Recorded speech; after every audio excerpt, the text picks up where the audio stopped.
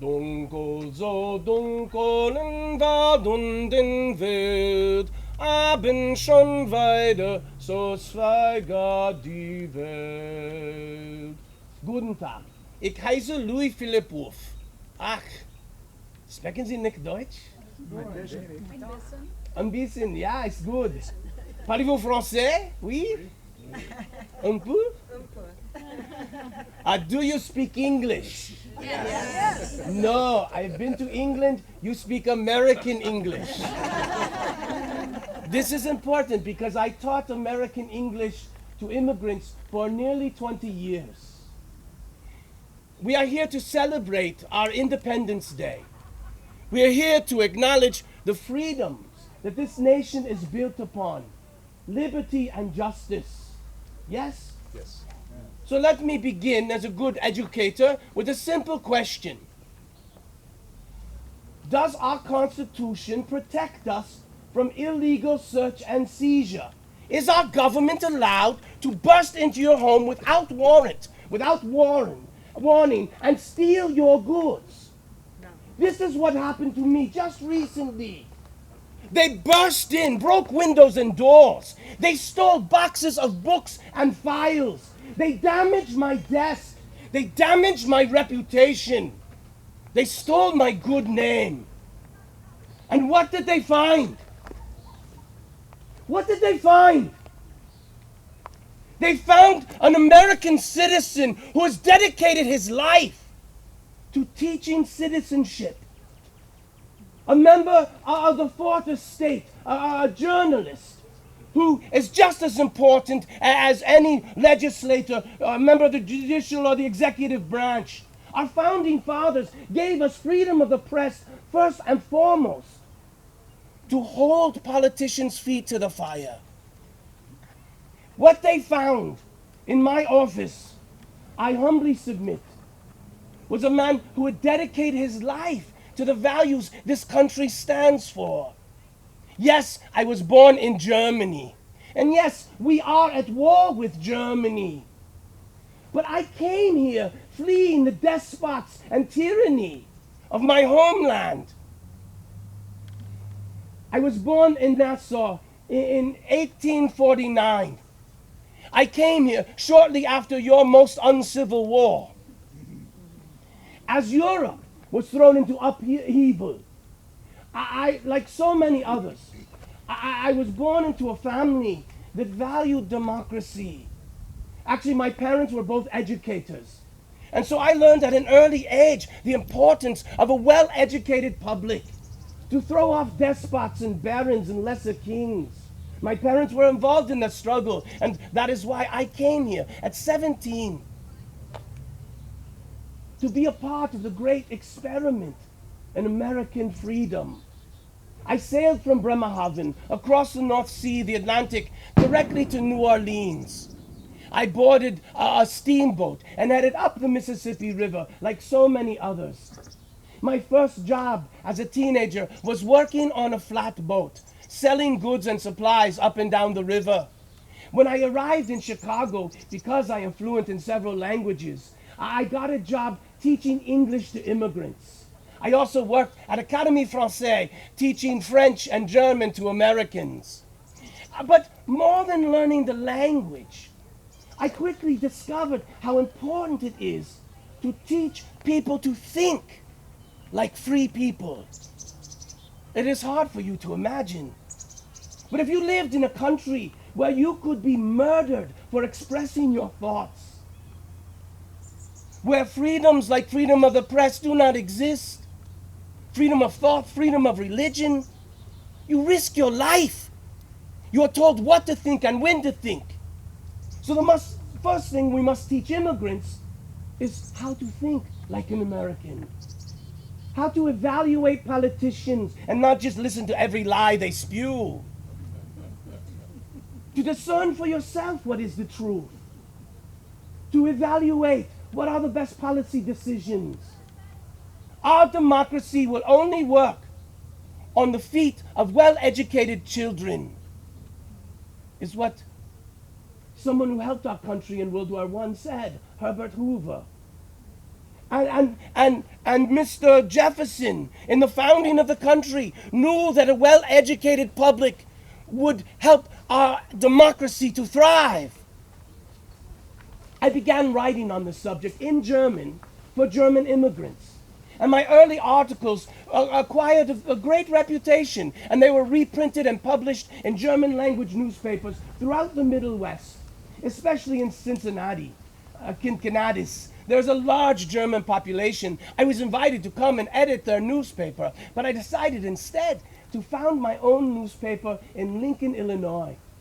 It was there in Lincoln, Illinois, I wrote the German Republican, Illinois' only all-German language Republican newspaper. It was also there in Lincoln, Illinois, that I met my wife, Augustus Kleifus. She, like me, was born in Germany, and like me, immigrated to this country as a young adult. But unlike me, when she was young, her parents took her to Russia. There was interchange at the time, but she saw firsthand the importance of educating the public to throw off the Tsar and the tyranny of Russia at the time. She became my life partner, my partner in all things. She was my favorite editor. She was kind. She was a brilliant writer as well. And she managed the finances of our newspaper, and we did quite well. More than just the mother of my children. We parented together, everything together. And so in the 1880s, I was invited to Peoria to be the editor of the Zeitung. And so my family, we moved here. And our paper grew in reputation. We had a national subscription to our weekly paper, as well as more than 10,000 in our daily paper in German. Peoria still has many German immigrants who like to read in the language of their homeland. And I quickly developed a reputation among politicians that I would celebrate them when they use their power to serve the people. And I would call them out if they were abusing their power. And so my advice was often sought. And soon I joined the Board of Education for the state of Illinois. I was actually selected to lead the team to build the Eastern Illinois Normal University in Charleston. Have you seen it? Many say it's still one of the most beautiful campuses on the state because I hired the architects. I oversaw their work, made sure that we did something, brace yourself, unheard of. We were under budget and on time. Maybe because of this, in 1900, my name was floated to be the lieutenant governor for the state of Illinois. But I said no, because my job as a fourth estate and the freedom of the press was as important. Bitte, allow me to digress. If the people in power own the media, if they control what is said, they steal our ability to discern the truth. When we lose freedom of the press, it isn't long before we lose freedom of religion and freedom to congregate. All the freedoms this nation is built on, like the freedom against illegal search and seizure. Do I digress? When World War I began, our nation's policy was isolationism. Let's put our head in the sand like an ostrich and maybe the wars will go away. What good did we serve? How many lives were lost? Then, with the sinking of the Lusitania, all things German were verboten.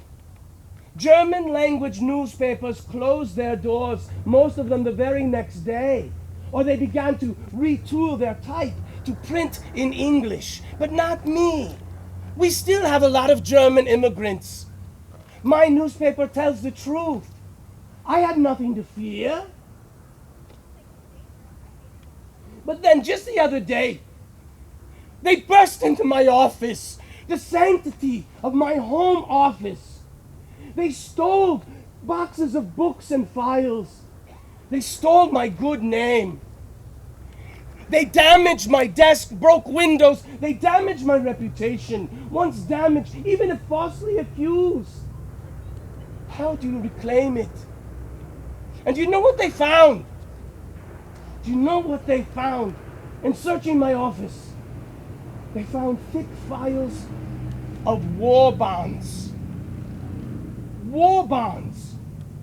I spent my money investing in America's efforts to defeat the tyrants and despots that I fled.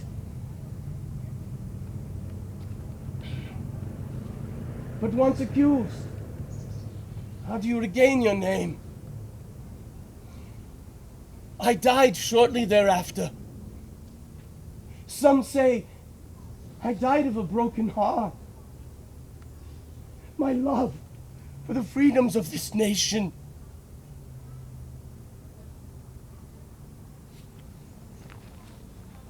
Go on. There are others who tell more joyful stories. Please. Thank you. Thank you. Very good.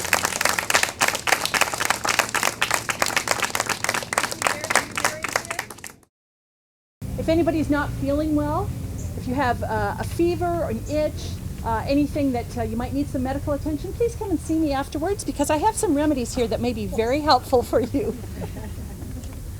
My name is Julia Williams, and I was one of the very first nurses in central Illinois during the Civil War.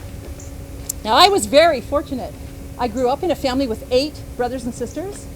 Now, maybe you come from a large family and you know there's always one person who cares for everybody. If somebody has an injury or a fever, it always falls to that one person. Well, in my family, that was me, but I didn't mind because it trained me for what I would go on to do later on in life. You see, I did have the necessary qualifications when the Civil War began and the cry went out for nursing people. Minimum age 30 and plain in appearance. You see, the wonderful Dorothea Dix felt that these were the things that were very important for a nurse to be successful. And if a nurse was under 30, she was thought to be frivolous and fussy. I wish that I could have gone to nursing school, but there were no nursing schools. It was another 12 years before there were any nursing schools at all. And so we had to train on the job. Now, I don't know if you heard about the outcry. There was quite an outcry. It was very scandalous when women began signing up for nursing. Before this time, every nurse in this country had only been male. There was an assumption that women were too delicate and frail, and they wouldn't be able to handle screaming men, blood, cursing, the heaviness of the work. Well, we showed them, myself and many of the ladies, we were up to the task. Although I do have to tell you, it was a shock at first, but I really wanted to serve my country. I had friends who also went into nursing, other ladies that went in, but they had very different reasons. Did you know that people go in for different reasons? I wanted to serve my country. One of my friends, her husband was stationed right nearby. Her regiment was right by the hospital. So she said, I will work at that location. And that was allowed. Yeah. Another, her house had been burnt down. And so she had to start all over again. And so she needed to earn money for the first time in her life to build herself a home and start over.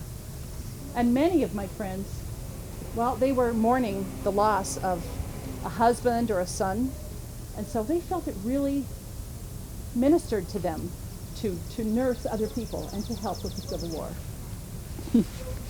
Yes, I will tell you, I wish I could tell you that we healed every person that came through the door. How I wish that were true. But the sad story is there were twice as many men who died receiving medical care than died on the battlefield with a bullet. This was unbelievable to us. How could this be? They would come in with minor cuts and scrapes and then become sicker and sicker. They would have fevers and many of them would die. We did not understand it. The most horrible thought imaginable would be that we were contributing somehow. But we couldn't see how. We thought we were doing everything right. Every morning I would run down with my bucket to the creek and I would get a fresh bucket of water for that day. And all day long, the surgeon would rinse off the tools in that bucket, but we were careful to rinse it every time. And yet, mysteriously, even men with minor cuts and minor illnesses got very, very sick and died. To top that off, there were lots of soldiers that were, well, boys. They were so young. They were scared, but they were brave, but they were so young, and they'd never been off the farm or out of their small town. And so they arrived in our hospital with a small wound or injury, and they'd never been exposed to measles or smallpox or any of these other diseases, and they would die from them. It was absolutely heartbreaking. I did hear many, many years later, right near my death, that the doctors discovered that there was a source for all of these deaths, something called bacteria, and that there was a miracle remedy coming, penicillin. Penicillin. So I imagine in your day that this wonder miracle remedy of penicillin has stopped all illness and all sickness, and there is no more illness in this world. Is this true? Yes? Oh, I'm so happy to hear that. Now, if a man came to us with an injury, any kind of an injury to the arm or the leg, there was normally only one course of treatment. Amputation. Oh my God. Some days, I remember spending the entire day, from beginning to end, next to the surgeon, who was working feverishly. They were so strong, these men. And often the patient didn't have anything to relieve the pain except a bit of brandy and something to bite on. We amputated all day long, and it was very, very sad for those men. But I will tell you that many of them lived. And so, better to send them home like that. Now, there is a rumor going on about us nurses that I would like to clear up right now. Because you might be thinking, I'm one of those nurses who the amputations were so hectic that as each one was finishing, I would just pick up the limb and throw it out the window and go on to the next. Well, some nurses did that, but I never did. Never, never. I was very careful. I stacked them all neatly in the corner all day long. And by the end of the day, or sooner, if the flies were bad or if the smell got bad, I would dispose of them myself. Now, you might wonder, what does a nurse do all day in that setting? So I did bring some things to maybe pique your interest, and maybe you can guess. So I have here some bandages. I have some soap and a cloth. I have here a little brandy, and of course the saw. So you might think, well, she probably cleaned bandages all day long and changed beds and washed the soldiers. I did do those things. Maybe she read to them. So I did bring my Bible. I would read to them. Maybe she sang to them. And I did sometimes sing to them. I'm not the best singer in the world, but there was one song they could not get enough of. They just wanted to hear it all the time. May I sing it for you? Yes. When Johnny comes marching home again, hurrah, hurrah, we'll give him a hearty welcome then, hurrah, hurrah. The boys will cheer and the girls will shout, the ladies, they will all come out and we'll all feel glad when Johnny comes marching home.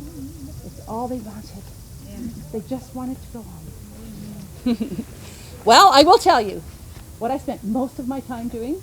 This might be surprising. Writing letters. I would sit beside the soldiers, and they would dictate to me the letters that they would like to have sent to their loved ones. Oh, they would pour out their hearts to me on that, and I would write it all down faithfully. Dear Mother, dear Alice, I love you. I miss you. How are you? I love you. I'm scared. I'm hungry. Dear Mother, I miss you. I love you.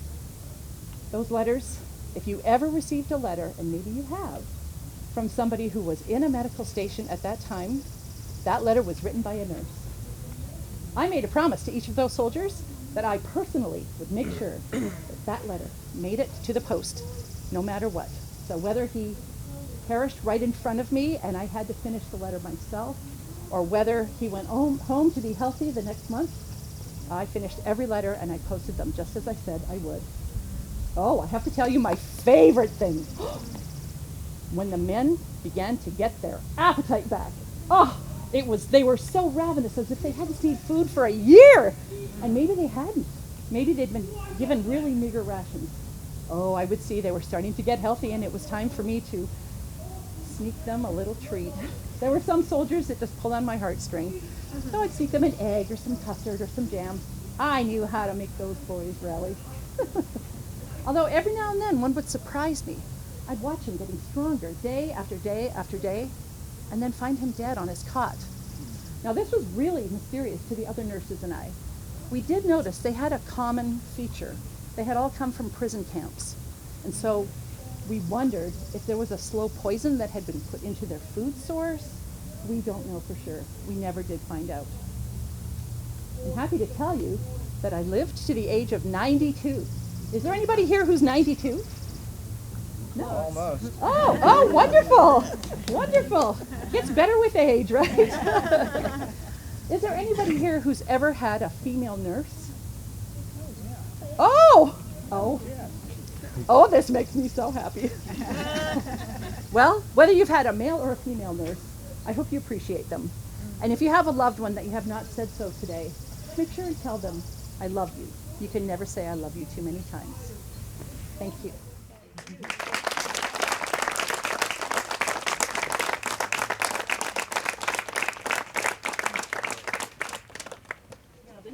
Well, welcome everybody. January 29th, 1838. Just take yourself back in time a little ways to my birth. My name is Frank Hitchcock, and I was born in Paynesville, Ohio, a couple states east of here. I never did like that name, Paynesville. It always sounded like a problem to me.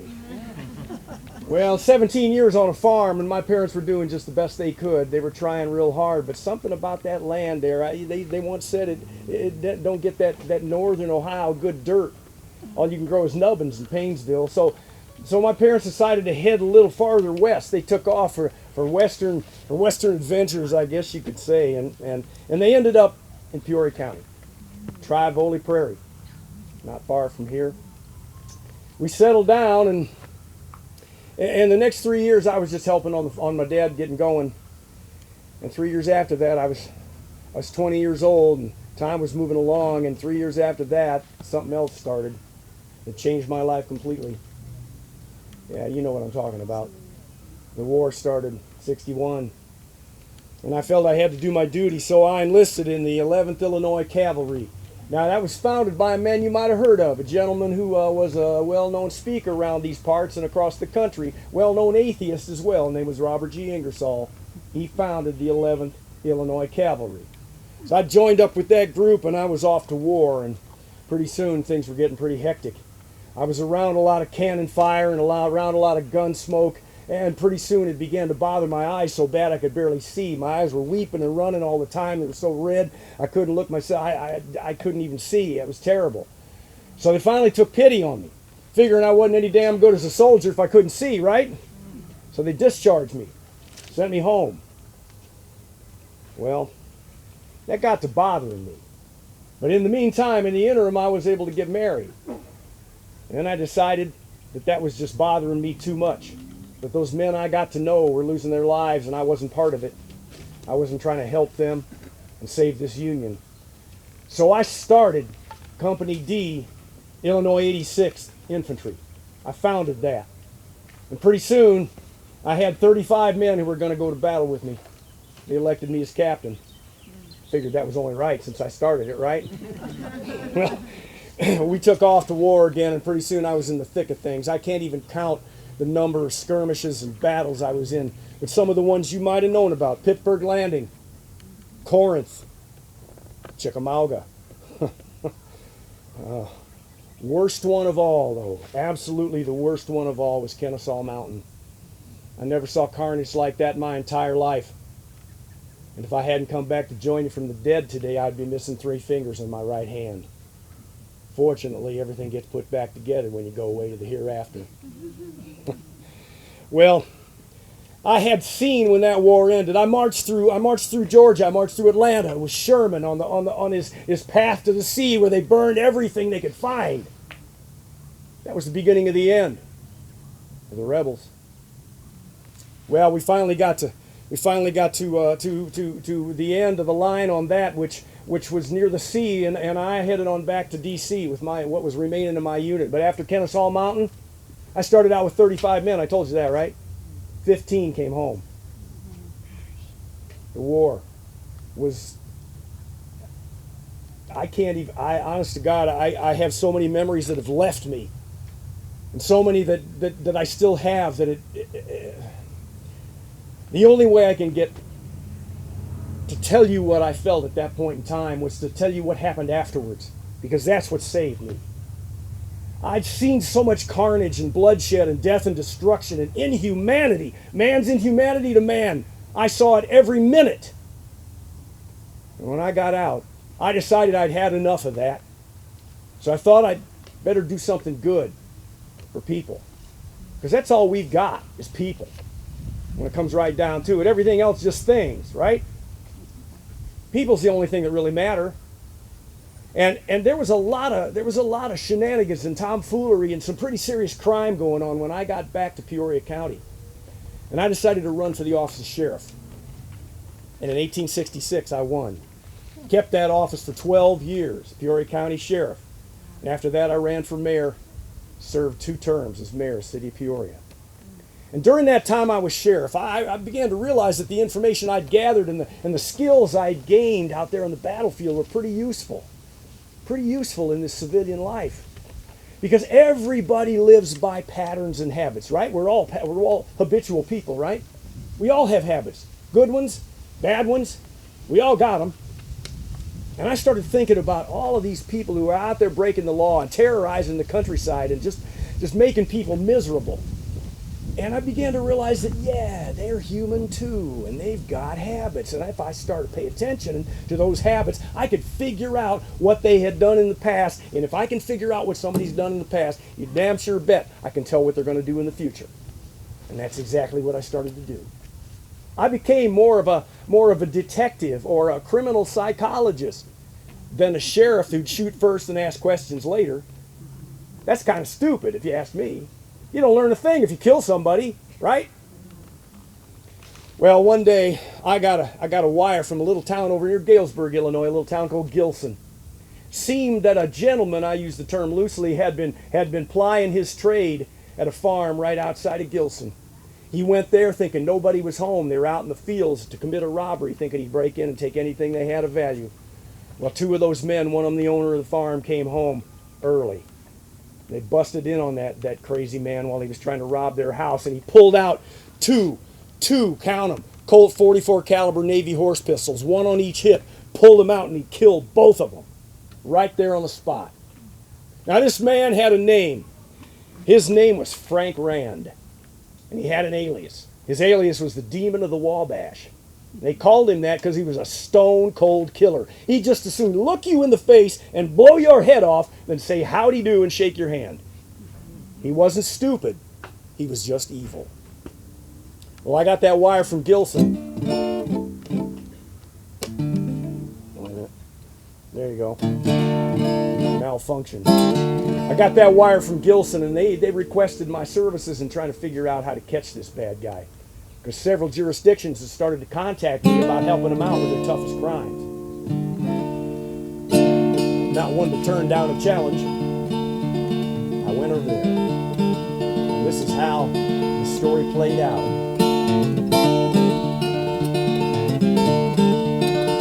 I was born Frank Hitchcock, and I keep the peace by trade. Sheriff of this county's who I am. Tell you all a story from to justice and spilled blood about the demon of the Wabash, for the name of Frank Rand. Already said I was a lawman through and through. When this killer started on a spree, he terrorized the countryside with the fear of God in view, but he couldn't put no sort of fear in me. If the devil had a young'un face of evil in a man, sporting Navy pistols and a grin, then that young'un would have grown up with the soul of Frank Rand, and my boy's gonna put an early end to him. Well, he shot his way through Gilson and St. Elmo, Illinois, was a marksman of some rare and clever aim. He had cunning in abundance, was a highwayman, my boy, but he ruled the day I ever learned his name. Well, I received a wire from Gilson, said they needed one like me to separate the rumor from the fact. So I went by train to Galesburg and by horse to a quiet farm, where a robbery turned to murder and two good men won't come back. If the devil had a young and face of evil in a man, sporting navy pistols and a grin, then that young'un would have growed up with the soul of Frank Rand, and I'd sworn to put an early end to him. Finally trailed him to St. Louis, pawn shop ticket told the tale, just where that old devil was to be. Randy shuffled in that pawn shop, frightened cat with nervous eyes, but my boys knew who was desperate, and a noose would set him free. Had him jump and quickly cornered before he ever blinked his eyes, but desperados always have a plan.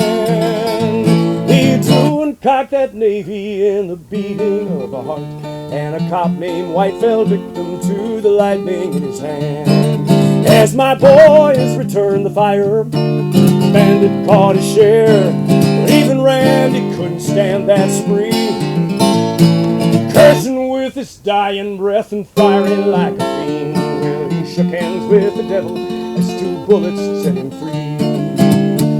If old Scratch had a young'un face of evil in a man, sporting navy pistols and a grin, then that young'un would have died right there in the shape of Frank Rand, 'cause my boys just put an early end to him.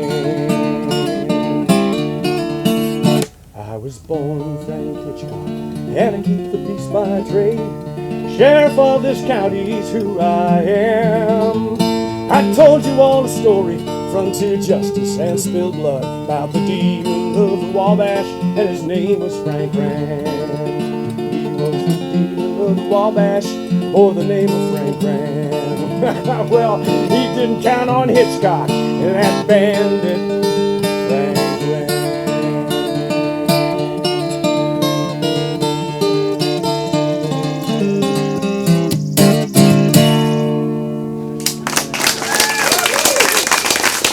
Well, thank you. Well, you see, those two bullets didn't kill him. We arrested him. We took him to jail.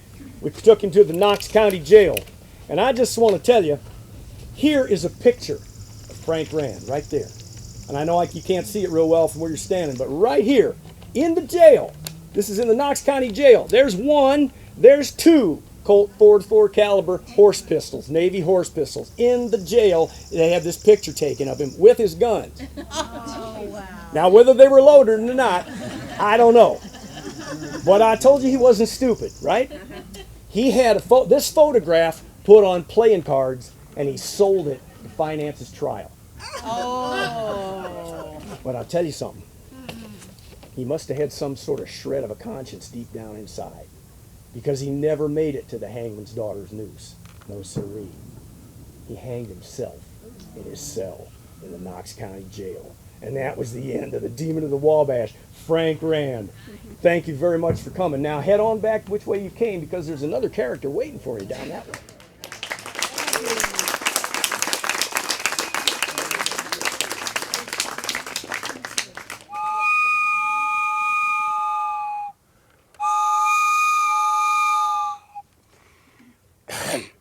Steamboat coming, steamboat coming, steamboat coming.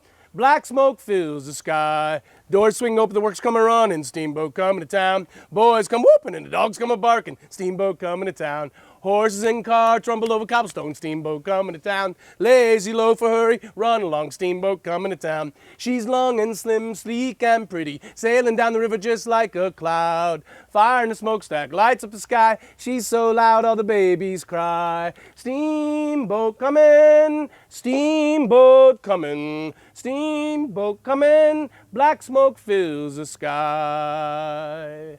That's a song I'll never get tired of. Thank you. My name is Captain Henry Detweiler, and I was a steamboat captain on the Illinois, the Mississippi, the Missouri, the Arkansas, the White, the Ohio, the Tennessee, and Cumberland rivers for more than 30 years. But of course, my life did not begin at the helm of a steamboat. My life did not even begin in this fine nation. I was born in the Alsace-Lorraine region of France. Well, maybe you know, sometimes controlled by France and sometimes by Germany. But my father, who owned 2 rather large plantations, wisely had friends in both courts. So no matter who was in power, we had queens and princes dine at our supper table. But then that short man with his hand in his shirt, Napoleon Bonaparte, waged war across Europe, and my father died destitute. He lost everything in the revolution, leaving his wife, my mother, with 3 children still at home, and she had no way to provide for us. But my oldest brother had already immigrated to New France.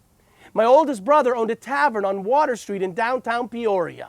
And when he heard of the demise of our dearly departed father, he not only sent his condolences, he sent a check.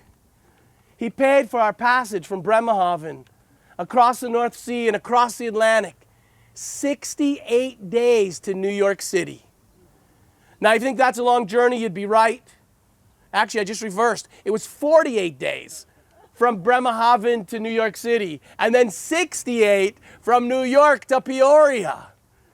We took a steamboat up the Hudson River to the Erie Canal in Buffalo. Are you following this? We took a canal boat from Albany to Buffalo on the Erie Canal. And then we boarded another steamboat that took us across Lake Erie to Cleveland. And then we boarded another canal boat that took us up the Cuyahoga through a series of locks and canals, down the Scioto River through Columbus to the Ohio River, where we boarded yet another steamboat that took us down the Ohio River, up the Mississippi, and up the Illinois. Could you imagine making that journey in 1832? This was still the western frontier.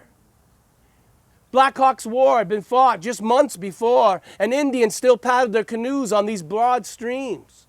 The old French forts of Kaskaskia, Fort Chartres, Fort Massac still stood guarding the river's banks. It was wilder than any boy growing up in France could ever imagine.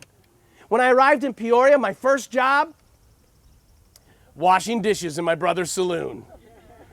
But that's where I met the steamboat captains, tall, and that's where I learned tales tall and true, and that's where my love was born.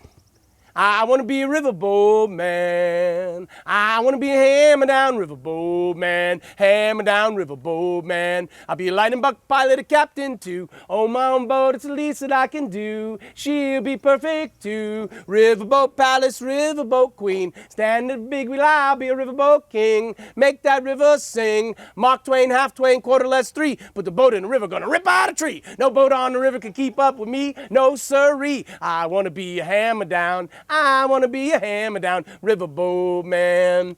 I begged the steamboat captains to take me on board. They said no. They said my older brother had warned them. If they stole me away from his grog shop, he'd stop serving them. We know where their loyalty lay. So I stowed away on board a paddle wheel boat bound for St. Louis. I have to admit, I was more than a little scared. You know what they do to a stowaway? Maybe they're just teasing a young boy, but they always told me if they caught me as a stowaway, they'd tie me to the paddle wheel and make me go around a few times. So I was more than a little scared when they caught me hiding amongst the cargo on the first deck. See, these old packet boats were called packet boats because the first deck was for packages. Bales of cotton from the south, barrels of potatoes from the north, hogs still on the hoof. Of course, you bring your pork to market while the pigs are still alive. The pork stays fresher longer. So if you've ever ridden on the Spirit of Peoria, the first deck is where they still slop the hogs. I mean, feed the passengers. So I was hiding among the cargo. When the captain caught me, he grabbed me by the ear, quite literally dragged me from my hiding spot, kicked me to the floor, and then he recognized me. Lucky for me, this captain was a frequent customer of Brother's Saloon. So instead of tying me to the paddle wheel, he put me to work. Swabbing deck and serving passengers. You look thirsty, ma'am. Can I get you some water? Oh, yeah. Delivering goods from Peoria to St. Louis. I'll never forget, first time I arrived in St. Louis, there were more than 100 steamboats at Laclede's Landing. Could you imagine?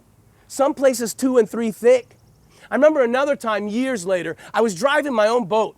And as I came into the water, the boat in front of me exploded, casting fire in all directions. And because the wind was blowing in the wrong direction, within a matter of moments, 100 steamboats were caught in the conflagration. Lucky for me, I had not tied up at the wharf and I backed away, avoiding the fire. That was years later. That first trip, 7 days, 7 of the most glorious days of my life. The river got in my blood.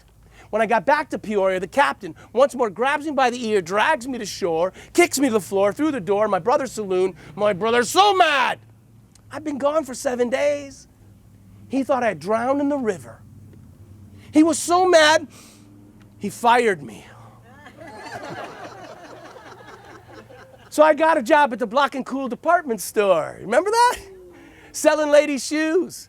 Man, that is a beautiful blue to match that top you're wearing. But I had enough of little ladies' dainty, dirty feet. I finally found a steamboat captain who would hire me as a cub pilot.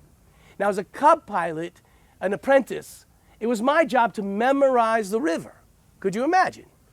Memorize 273 miles of the Illinois, and then memorize 2,000 miles of the Mississippi. Every bend and every curve, every willow post and every riffle. And once you memorize the whole thing, it's all for naught because the river changes every day. But you learn to read the river the way some folks read a book. And those old cliches are often true. Still waters do run deep. Where there's a riffle, it'll tell you there's a sandbar or a sawyer. You all know Tom Sawyer, right? On shore, a sawyer is a man who saws logs. But on a riverboat, a sawyer is a colloquial term for a root ball. Looks like a saw. And if you run it over, it rips a hole in your hull. So when Mark Twain names his main character Tom Sawyer, what he's really saying is, watch out, boy. He'll sink you if you're not careful. I remember one time I was coming through the Narrows, which is actually right at the base of this hill. Have you been down to the river? 273 miles, the most narrow section is here in Peoria. I was still a cub pilot, driving a boat to Peru to deliver the mail. I had the hammer down, full steam ahead. And just as I came into the Narrows, a much bigger boat called the Panama was coming upstream. Now, downstream, I was going upstream. The downstream traffic always has right of way. But I was in the Narrows. It was too late for me to steer clear. She rams me. We stay stuck in on water. Thousands of dollars in cargo. Hundreds of passengers could lose their lives. I didn't know what to do. I steered it to the shore. I stuck it in the mud and whew. All the passengers escaped unscathed before the boat sank to the waterline. And I thought my career as a steamboat captain was over, long before it began, really. So I went back to the Block and Cool department store selling ladies' shoes. Man, would you like to try that nice pink or fuchsia to match your top? And those lovely lipstick you're wearing. If we can find a color just like that, I bet. But I had enough of little ladies' dainty, dirty feet. When spring came, the captain not only salvaged the cast iron pot-belly steam engine, he salvaged the cub pilot. He said he liked the way he kept my cool in a crisis, and he hired me as a fully licensed pilot. In 1842, I could earn $250 a month. That's more than the Methodist preacher made all year. And because I lived on board the boat, I had free room and board. I saved most of it. And within a couple years, I bought my own boat. I named her the St. Paul, because my first summer, I drove her from Minneapolis to New Orleans and back again. It was around that time I met this tall, lanky lawyer riding the 8th Circuit Court. Maybe you heard of him? Abraham Lincoln became a passenger on my boat and a good friend. I remember another time I was coming north from St. Louis, and there was a passenger who wanted to get off in Pekin. Any folks from Pekin? Well, just as I stuck the boat in the mud and swung the stage to the bank, I heard Abraham Lincoln was about to give a speech at the Tazewell County Courthouse. So I made everyone get off my boat and go hear this great man's oration. After his little soliloquy, he told me he was warming up for the last of the Lincoln-Douglas debates, and he was on his way to Galesburg. So I insisted that I ferry him there. I took him to Peoria, got him checked into the Peoria House Hotel, Abraham Lincoln's last visit to Peoria. I'm the one who delivered him. I had breakfast with him the next morning, got him on the train on his way to Galesburg and Knox College. Now, were any of you at the debate in Knox College? Are you sure, sir? Or did you catch the one up in Freeport? Everyone agrees Lincoln won the debate but lost the election. Or did he? He won the popular vote in 2/3 of the state. Shouldn't the popular vote count for something? But the state House of Representatives, like the Electoral College, used to choose our federal senators. So Douglas's friends sent him back to Washington. We changed that. Maybe we should look at the Electoral College as well. Lincoln won the debate, lost the election, kind of, not really, but no doubt that debate launched him to the White House. And who did he run against? Stephen Douglas. Give this young lady a round of applause. And he beat him soundly in the Electoral College. But the kind of man Douglas was, on that blustery day when he took his oath of office, Senator Douglas held Lincoln's stovepipe hat.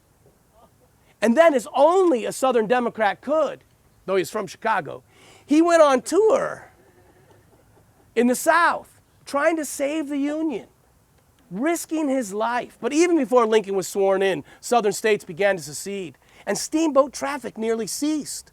Imagine you're driving a boat down the river. Imagine they're Confederate in the tree. We don't have any gray coats here, do we? If you want to take out a steamboat, what's the easy target? The captain, perched in a glass box. After a dozen steamboat captains caught a musket ball, the rest took early retirement. I was too old to enlist, but I enlisted my boat and delivered troops and supplies throughout the war. And then after the war, I invested in the ice business. Remember the old ice box? Actually, my partner was Woodruff. There's a high school name for him. But when he became mayor, we separated our business on amicable terms because he then hired me to be the city treasurer. And the old ice house, when the ice business went kaput, became Detweiler's Marina. So folks still have access to my river. And me, I left this world in 1903. But my daughters took their inheritance and they bought 1,000 acres from another steamboat captain's daughter, Zelie Moss, Lydia Moss Bradley, one of Peoria's first parks, established by my daughters and Lydia Moss Bradley. They even put money in the bank that still to this day pays for the mowing of that park. Because we believe a man of means had a duty to give back to his community.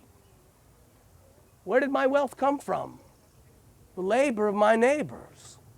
And it was our responsibility to give back to our community. Me, I left the world in 1903, but I still drive a steamboat on the river Styx. So maybe when it's your time to pass through those pearly gates, I'll be the one who will ferry you home. Steamboat coming, steamboat coming. Thank you. This is my lovely daughter who does all the work to organize this. She has just a couple words. I'm going to chat with these people. Hi, everybody. So my name is Laurel Houston. As he said, I'm his daughter. He started these tours 18 years ago. A few years ago, I picked up the reins, and I've been in charge ever since. I want to thank you guys so much for coming out. We had such a blast tonight. We hope you guys did too. And our regular tours, we'll be back this year. No more COVID, hopefully. So first 2 weekends in October, mark your calendars.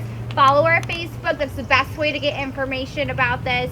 And we hope you enjoyed tonight. We loved having you. We hope to see you all in the fall. Thank you guys. Happy 4th of July.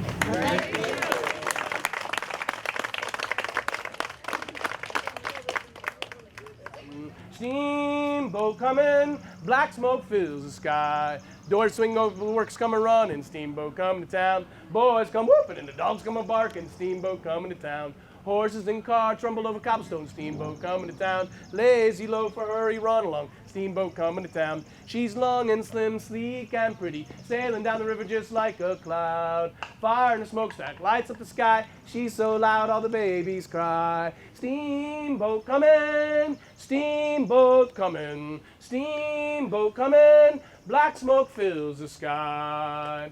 My name is Henry Detweiler.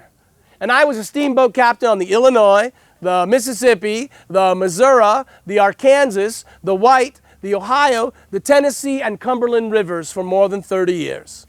But of course, my life did not begin at the helm of a steamboat. My life did not even begin in this fine nation. I was born in the Alsace-Lorraine region of France, maybe you know. Sometimes controlled by France and sometimes by Germany. But my father, who owned 2 rather large plantations, wisely had friends in both courts. So no matter who was in power, we had princes and queens dine at our supper table.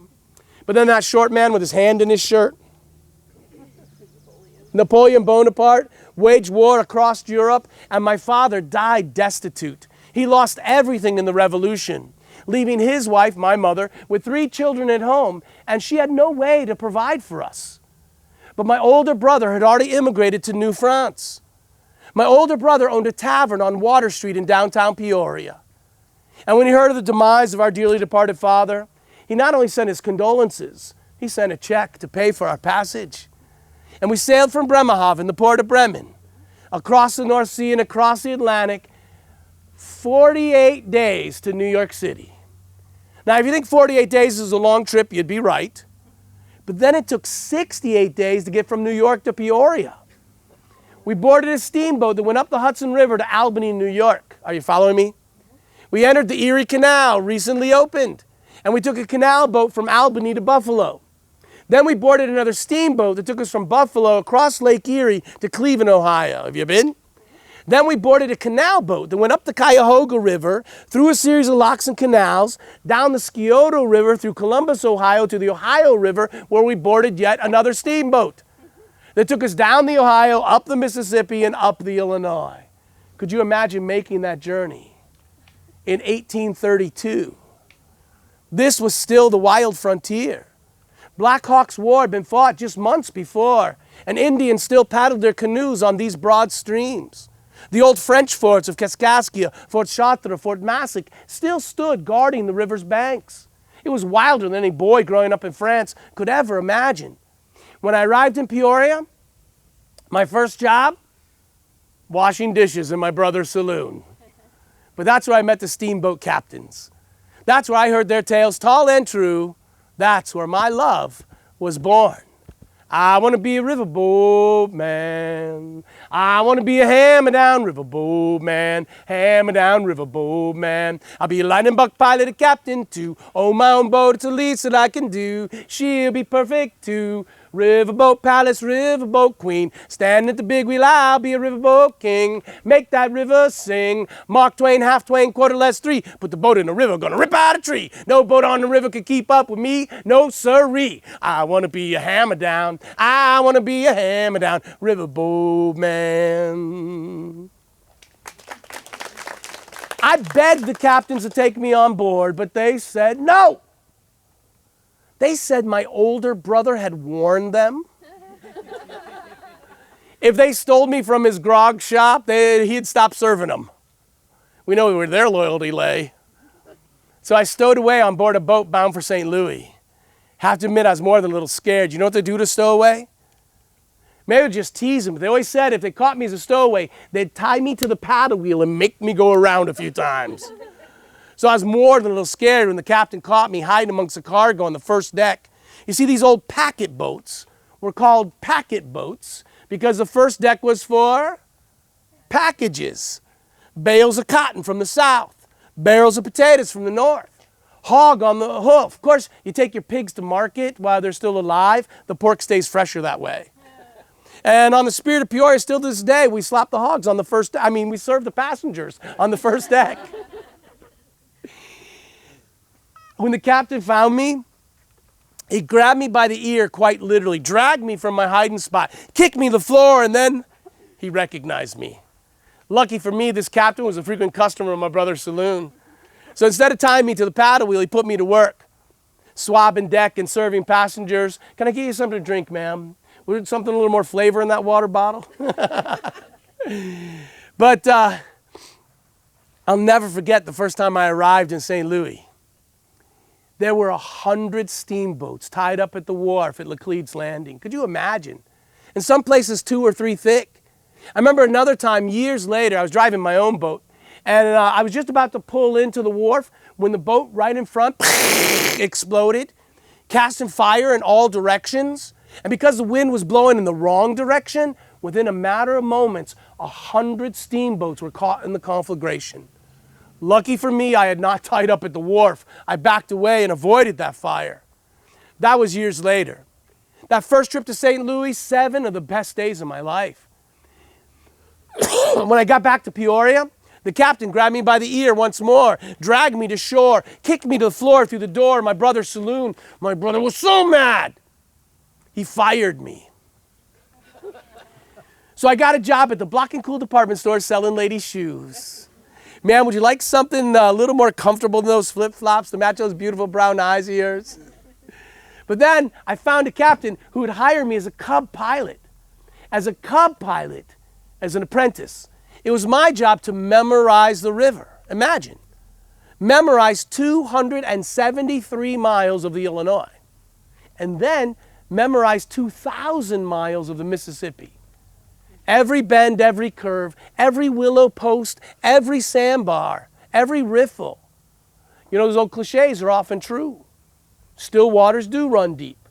And where there's a riffle, it'll tell you there might be a sandbar or a sawyer. You all know Tom Sawyer, right? On shore, a sawyer is a man who saws logs.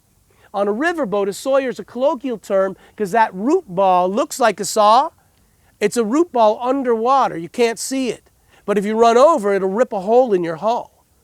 So when Mark Twain names his main character Tom Sawyer, what he's really saying? Better watch that boy, he'll sink you if you're not careful. I remember one time I was coming north from Peoria, delivering the mail to Peru, Illinois. I was still a cub pilot, but I had to hammer down, full steam ahead. As I came into the Narrows, you know the Narrows, right? Right at the base of the hill here. 273 miles, most narrow section of the Illinois rivers here in Peoria. As I came into the Narrows, another much bigger boat called the Panama was coming downstream. Downbound traffic has right away with the current behind them. But it was too late for me to steer clear. She rams me. We start taking on water. Hundreds of passengers could lose their lives, thousands of dollars in cargo, and I didn't know what to do. I was still a cub pilot. I steered it to shore, I stuck it in the mud, and whew, all the passengers escaped unscathed. And most of the cargo was salvaged before the boat caught fire and burned to the waterline. For all I know, the hull of that steamboat is still down there. Why, Mark Twain later wrote, "The Mississippi River is the longest graveyard in North America." No exaggeration to say more than 2,000 steamboats lay buried in her muddy bosom. And I thought my career as a steamboat captain was over before it began. And I went back to the Block and Cool department store. But when spring came, the captain not only salvaged a cast iron potbelly steam engine, he salvaged the cub pilot. He said he liked the way I kept my cool in a crisis, and he hired me as a fully licensed pilot. In 1842, I could earn $250 a month. That's more than the preacher made all year. And because I lived on board the boat, free room and board, I saved most every penny, and within a couple years, I bought my own boat. I named her the Minneapolis because my first summer, I drove from St. Paul to New Orleans and back again. It was around that time, 1842, I met this tall, lanky lawyer riding the 8th Circuit Court. You may have heard of him. Abraham Lincoln became a good friend and a frequent passenger on my boat. You've all seen a steamboat, right? You know that glass house on top where the captain drives? There's a little bench in the back called the Liar's Bench. That was Honest Abe's favorite seat. We loved to chew the fat as we cruised the river. I remember one time I was coming north from St. Louis, and I had passengers who wanted to get off in Pekin, Illinois. So I stick the boat in the mud, I swing the stage to the bank, and as this passenger is getting off the boat, I hear that Abraham Lincoln is about to give a speech at the Tazewell County Courthouse. And so I made everybody get off my boat and go hear this great man's oration. After his little soliloquy, he told me he was warming up for the last of the Lincoln-Douglas debates and on his way to Galesburg. Well, I insisted he ride on my boat. Abraham Lincoln's last visit to Peoria. I'm the one who ferried him here. Got him checked into the Peoria House Hotel. Had breakfast with him the next morning, make sure he caught his train on time. Now, were any of you folks at that debate out in Galesburg? Or did you catch the one up in Freeport, ma'am? Or maybe down in Alton? almost everyone agrees Lincoln won the debate, but he lost the election. Or did he? He won the popular vote in nearly 2/3 of the state. Shouldn't the popular vote count for something? But in these days, the federal senators chosen by the state House of Representatives, much like the Electoral College. So Senator Douglas's friends sent him back to Washington. We changed that rule. Don't you think we should rethink the Electoral College? But Lincoln had the last laugh. He won the debate, lost the election, but that debate launched him to the White House. And who did he run against? Douglas. Give this young lady a round of applause. And he whooped Douglas soundly in the Electoral College and in the popular vote.